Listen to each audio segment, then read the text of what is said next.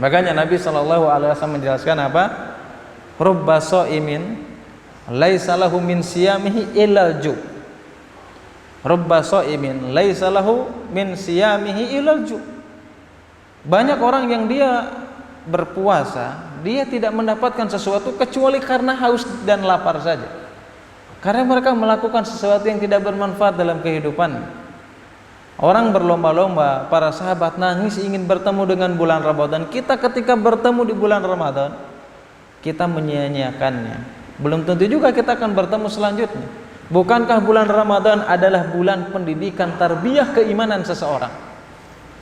Bulan Ramadan adalah waktu untuk mendidik keimanan kita masing-masing, untuk menggodok kita apakah kita menjadi pribadi yang lebih baik, pribadi yang senantiasa ingat kepada Allah, enggak. Kalau di Ramadan kita nggak pernah bisa taat, nggak bisa memperbarui keimanan kita, apalagi di luar bulan Ramadan.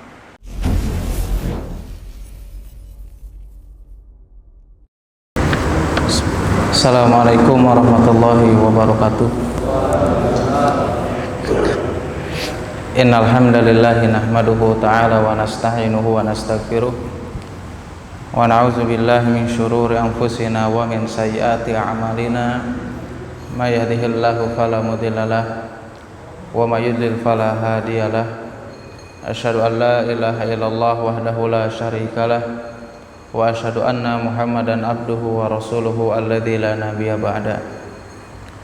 Qala Allah ta'ala fi kitabihil karim, ya ayyuhalladzina amanu taqullaha haqqa tuqatih wa la tamutunna illa wa antum muslimun. Ya ayyuhan nasu taqu rabbakum alladzi khalaqakum min nafsin wahidah wa khalaqa minha zawjaha wa batha minhuma rijalan katsiran wa nisaa'a wattaqullaha alladzi tasaaluna bihi wal arham innallaha kana 'alaikum raqiba. Ya ayyuhalladzina amanu taqullaha wa qulu qawlan sadida yuslih lakum a'malakum wa yaghfir lakum dzunubakum wa may yuti'illaha wa rasulahu faqad faza fawzan 'azima. Ma ba'du. Alhamdulillah, segala puji hanya milik Allah Subhanahu wa taala. Salawat dan salam tidak lupa senantiasa kita curahkan kepada Nabi kita Nabi Muhammad sallallahu alaihi wasallam beserta keluarganya, sahabatnya, tabi'in, tabi'ut tabi'in, dan para pengikutnya yang senantiasa istiqomah di atas sunnahnya Nabi Muhammad sallallahu alaihi wasallam hingga akhir zaman. Alhamdulillah, pada kesempatan ini kita melanjutkan kembali pembahasan Kitabus Shiyam, yaitu kitab yang membahas, yaitu yang berhubungan dengan hal-hal atau yang berkaitan dengan puasa, yaitu khususnya puasa di bulan Ramadan. Pada kesempatan ini insyaallah sebetulnya kajian Kitabus Shiyam ini udah sampai di penghujung kitab ya, udah sampai selesai ya. Sudah sampai selesai. Tinggal membahas yang lainnya, itu tentang masalah itikaf, tentang masalah tarawih, tentang masalah zakat fitri, tentang masalah sholat hari raya. Nanti insyaallah di di pertemuan-pertemuan yang selanjutnya. Adapun yang betul-betul berkaitan dengan puasa di bulan Ramadan memang sudah di di penghujung kitab ya, udah sampai pembahasan yang terakhir, yang mana di pertemuan yang lalu atau pertemuan kemarin kita sudah sampai ke bab bab yang termasuk terakhir atau di penghujung kitab, yaitu hal-hal yang termasuk yang tidak membatalkan puasa, gitu ya. Yang membatalkan puasa sudah, surut atau syarat-syarat yang membatalkan puasa sudah juga, rukunnya, siapa saja yang wajib berpuasa, siapa yang boleh tidak berpuasa, keutamaan orang yang berpuasa atau keutamaan ayat-ayat yang berpuasa, itu sudah selesai kita sampaikan ya. Mungkin pada kesempatan sekarang ya, sebelum membahas bab yang lainnya, yaitu tentang bab itikaf dan zakat fitrah dan yang lainnya, maka pada kesempatan ini kita membahas di penghujung Kitabus Shiyam, yaitu yang berkaitan dengan adab-adab ya, adab-adab ketika seseorang melakukan puasa, khususnya puasa di bulan Ramadan. Tentu sebagaimana kita ketahui ya, bahwasanya orang yang beruntung melewati bulan Ramadan, melewati puasa di bulan Ramadan adalah orang-orang yang bukan hanya melewatkan begitu saja. Tentu orang yang beruntung adalah orang yang bertemu dengan bulan Ramadan, kemudian dia melaksanakannya dengan sesuai tuntunan Rasulullah SAW, kemudian melewatinya diisi dengan ketaatan-ketaatan kepada Allah Subhanahu wa taala, melewatinya diisi dengan adab-adab yang memang dijelaskan baik dalam Al-Quran dan Sunnah Nabi SAW. Itulah orang yang beruntung. Ya, mudah-mudahan kita semuanya bisa bertemu di bulan yang mulia tersebut, bulan yang penuh keberkahan ini, dan kita nggak pernah tahu ya, apakah saya, apakah teman-teman semua yang hadir sini belum tentu apakah kita bisa bertemu dengan bulan tersebut. Ya, kita memohon kepada Allah Subhanahu wa taala agar kita bisa sampai ke bulan tersebut, bulan yang penuh dengan ampunan dari Allah Subhanahu wa taala ya, bulan yang semuanya mengharapkannya. Bahkan para sahabat Rasulullah sallallahu alaihi wasallam, mereka senantiasa mendekatkan diri berdoa kepada Allah Subhanahu wa taala ya. Bahkan setelah lepas Ramadan mereka menangis, dikhawatirkan mereka tidak bertemu dengan puasa selanjutnya. Ya, maka mudah-mudahan ya kita dimudahkan oleh Allah Subhanahu wa taala bisa bertemu ya. Kenapa para sahabat sampai menangis sedemikiannya ya? Takut tidak bertemu dengan bulan Ramadan karena keagungan dan kemuliaan yang dimiliki oleh bulan tersebut dan tidak dimiliki di bulan-bulan yang lainnya ya. Maka harus kita pahami ya, bukan hanya sekedar berapa belas hari lagi, berapa puluh hari lagi puasa, tapi kita justru nggak pernah tahu adab-adab ya, syarat-syarat atau apa yang harus kita lakukan ketika bulan tersebut datang ya. Di antara adab yang memang di antara kaum muslimin banyak lupa di dalamnya atau bahkan mungkin sedikit menyepelekan, meskipun perkara yang mudah, tetapi banyak kaum muslimin ini banyak melewatkan. Di antara adabnya itu yaitu adalah tentang perkara makan sahur ya. Itu salah satu adab bagi seseorang ketika hendak berpuasa, maka disunahkan, dianjurkan dia untuk makan sahur berdasarkan hadis Nabi SAW dari Anas radhiyallahu anhu an Nabi SAW, tasaharu fa inna fi sahuri barakah. Makanlah sahur bagi kalian. Kenapa? Karena dalam makan sahur tersebut ya, memiliki keberkahan, memiliki kebaikan bagi orang yang mengerjakan, mendatangkan keberkahan bagi orang yang melakukannya ya. Bukan hanya sekedar kuat dan nggak kuat, enggak ya, percaya gitu, saya percaya lah ya, kita nggak sahur insya Allah kuat, tetapi bukan masalah kuat nggak kuat, tapi keberkahan yang kita cari ketika kita makan sahur itu adalah keberkahan yang diberikan oleh Allah Subhanahu wa taala. Di antara keberkahan ya yang bisa kita dapatkan dari makan sahur yang kita lakukan, yang pertama adalah ya, keberkahannya itu yang pertama, kenapa kita dianjurkan untuk makan sahur itu? Karena membantu supaya kita memiliki kekuatan untuk melakukan aktivitas. Banyak orang yang dengan alasan nggak makan ya, atau alasan karena belum diisi perutnya, dia malas-malasan, malas beribadah, malas bekerja, malas aktivitas ya, malas untuk melakukan sesuatu. Bahkan keberkahan yang kedua ya dari sahur yang kita lakukan itu, yang kedua adalah mengikuti sunnahnya Rasulullah SAW. Itu keberkahan yang kedua. Keberkahan yang ketiga, kenapa kita dianjurkan untuk makan sahur? Supaya kita ya bisa terhindar dari keburukan atau sifat-sifat yang terpuji, bahkan terhindar dari kemaksiatan yang berhubungan dengan perut lapar ya. Kemudian keberkahan yang keempat, kenapa kita dianjurkan untuk makan sahur? Untuk menyelisih ahlul kitab ya, makanya kita dianjurkan untuk makan sahur. Karena perbedaannya umatnya Rasulullah SAW dengan umat-umat sebelumnya, yang diwajibkan oleh Allah Subhanahu wa taala kepada umat-umat dan nabi-nabi sebelumnya berpuasa, perbedaannya dalam masalah makan sahur. Makanya untuk membedakan, untuk menyelisihinya puasanya ahlul kitab, maka kita dianjurkan untuk makan sahur. Kemudian yang kelima, di antara berkah datangnya kebaikan ketika seseorang melakukan makan sahur, ya, maka yang kelima itu adalah supaya kita terbiasa bangun di akhir malam untuk melakukan aktivitas berdoa, berzikir, memohon ampunan kepada Allah Subhanahu wa taala, yang mana waktu tersebut adalah waktu yang istimewa kita untuk mendekatkan diri kepada Allah Subhanahu wa taala. Ya, sebagai bentuk seseorang memiliki sifat soleh atau soleha itu, bangun di sepertiga malam dia berdoa, sujud, menangis atas apa yang selama ini mereka lakukan, memohon ampun kepada Allah Subhanahu wa taala.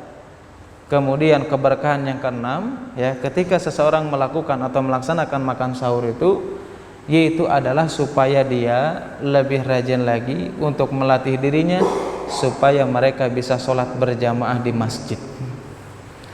Ya, coba kita lihat aja kalau puasa, sholat subuhnya lebih banyak daripada biasanya sholat subuh yang di luar puasa.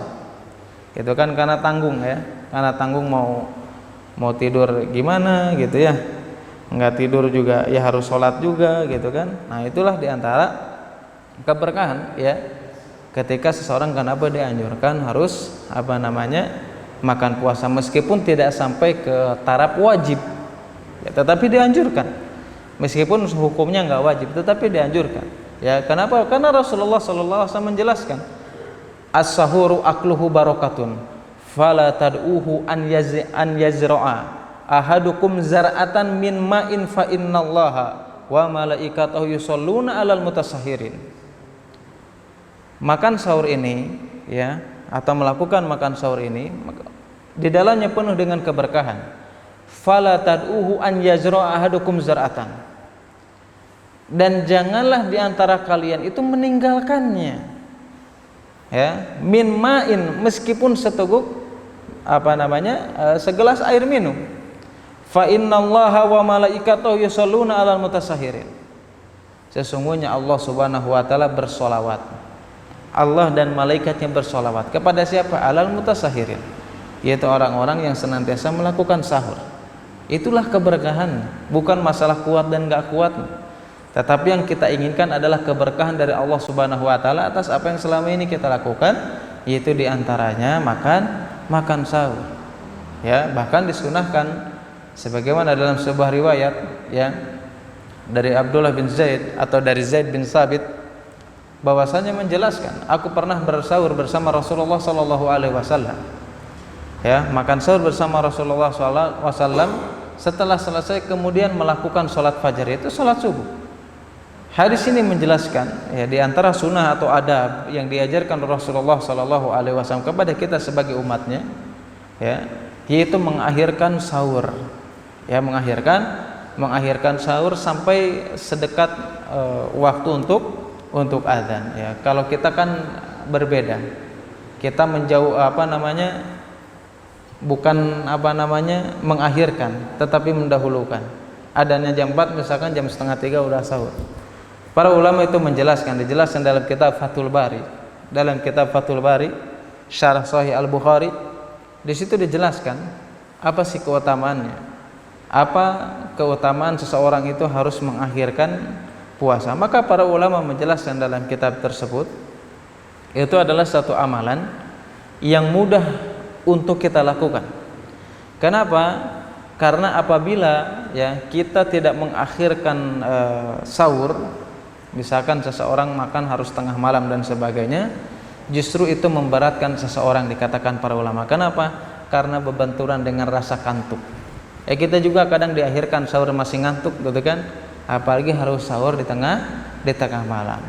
Kemudian faedah yang kedua yang dijelaskan oleh para ulama kenapa harus mengakhirkan sahur itu, supaya tidak memberatkan seseorang untuk sholat berjamaah di masjid. Ya, kalau di awal mungkin dia harus begadang, bisa jadi dia lalai. Sudah makan, ya, kita tahu sendiri.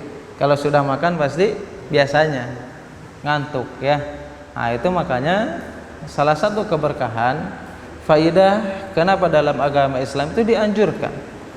Ya, sebagai sunnah Rasulullah SAW dianjurkan kita untuk apa? Untuk senantiasa makan sahur.